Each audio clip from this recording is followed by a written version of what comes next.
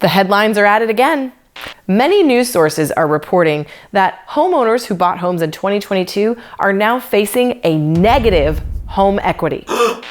Here's the truth about it. So the headlines, as usual, are not telling the whole truth. It's not a flat out lie, but there is some context that's needed, and I want to give you the context. You need to see what's happening at scale so that you can grasp the proper context for what's actually happening. The big headline that circulated most recently was a report that was recently released from Black Knight stating that a number of homeowners who purchased in 2022 are now facing negative equity. Here's the quote. Of all homes purchased with a mortgage in 2022, 8% are now at least marginally underwater, and nearly 40% have less than 10% equity stakes in their home. Negative equity or underwater simply means that you owe more on your mortgage than the house is currently worth. In 2008, this was a massive issue, but today things are drastically different. Let's unpack what they said in the article. Are some homes worth marginally less today than they were when they were purchased last year in 2022?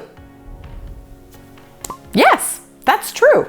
But what they don't cover is that the peak of this most recent market hit around spring of 2022. And then when interest rates went up shortly after that, it's normal to assume that the market slowed a bit, and so did the appreciation rate. Slowed, not crashed.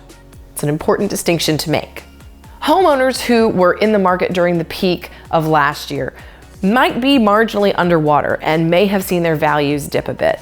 The key is to realize that ownership is a long-term game. Some people got into the game of buying a home in 2021 or 2022 in the hopes of catching on to that appreciation wave and flipping it quickly.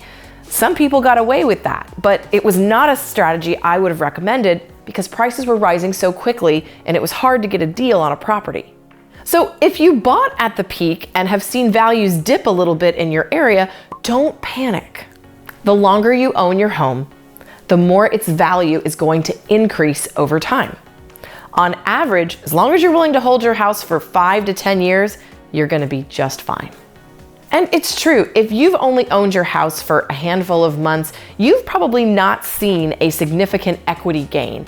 But that's something that's pretty common. And most homeowners aren't looking to buy a house and then sell it within just a few months.